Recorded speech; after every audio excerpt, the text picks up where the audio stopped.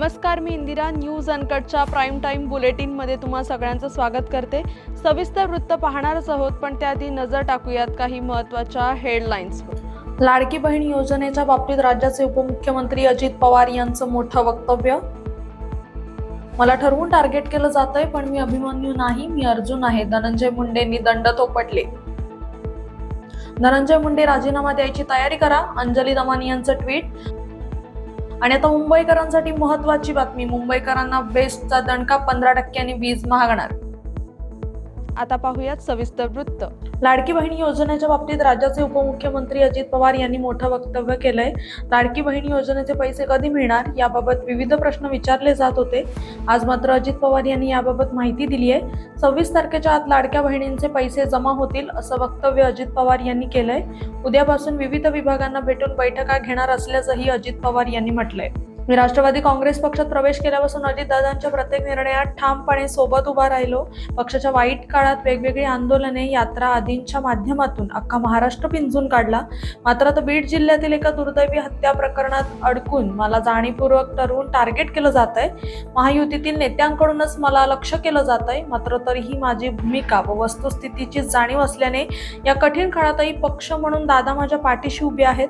आज कोणी निराधार व बिनबुडाचे कितीही आरोप करून मला अडकवण्याचा, माझा अभिमन्यू करण्याचा प्रयत्न केला तरीही उपयोग होणार नाही, कारण मी अभिमन्यू नाही, मी अर्जुन आहे, असे मत राष्ट्रवादी काँग्रेस पक्षाचे नेते मंत्री धनंजय मुंडे यांनी व्यक्त केलंय. शिर्डी येथे राष्ट्रवादी काँग्रेस पक्षाच्या वतीने आयोजित नवसंकल्प शिबिराच्या व्यासपीठावरून ते बोलत होते. सामाजिक कार्यकर्त्या अंजली दमानी यांनी आज पुन्हा ट्विट करत धनंजय मुंडे यांच्यावर निशाणा साधलाय. बीडची बदनामी तुम्ही केली, तुमच्या वाल्मिक कराडने केली, सुदर्शन घुलेने केली, विष्णू साठेने केली. तुमच्याच पक्षातील लोक आज राष्ट्रवादीच्या अधिवेशनात बीड बद्दल काय म्हणालेत ते पहा.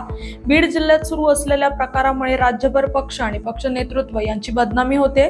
त्यामुळे धनंजय मुंडे, आता तुम्ही राजीनामा द्यायची तयारी करा, असं ट्विट अंजली दमानी यांनी केलंय. बातमीपत्रात वेळ झाली आहे छोट्याशा विश्रांतीची. तोपर्यंत पाहत राहा न्यूज अनकट.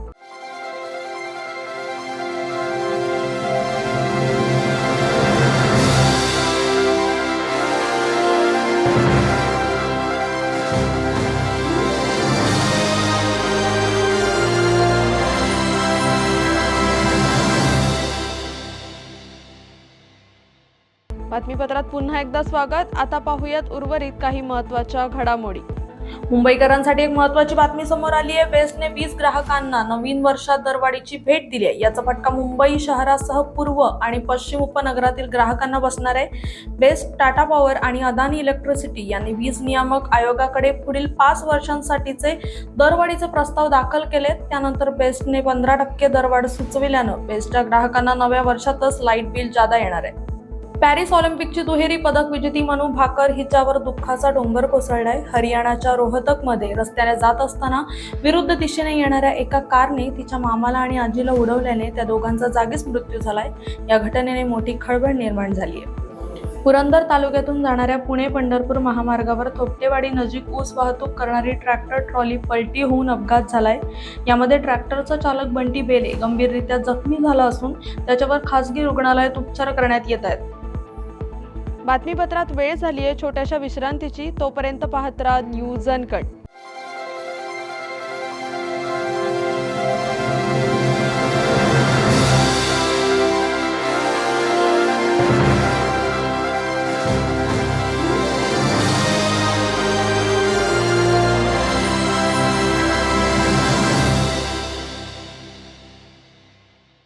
बातमीपत्रात पुन्हा एकदा स्वागत. आता पाहूयात उर्वरित काही महत्त्वाच्या घडामोडी.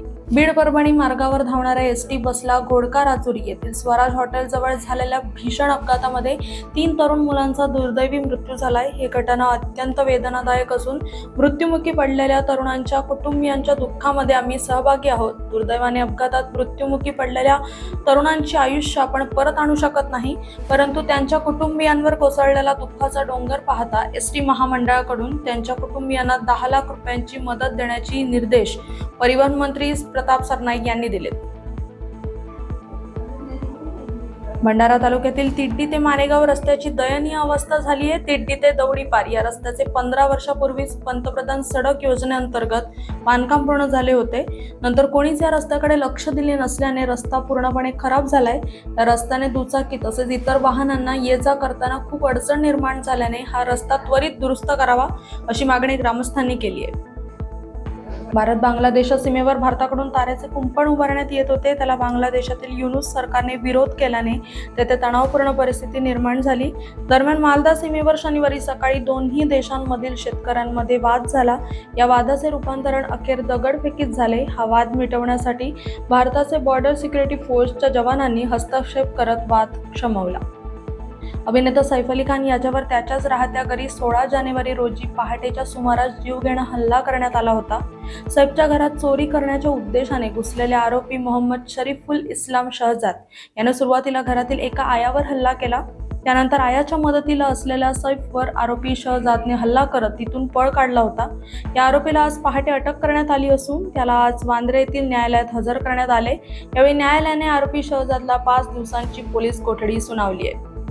या बातमीचा वेळ झाली आहे. प्राईम टाईम बुलेटिनमध्ये इथेच थांबायची. तोपर्यंत पाहत राहा न्यूज अनकट.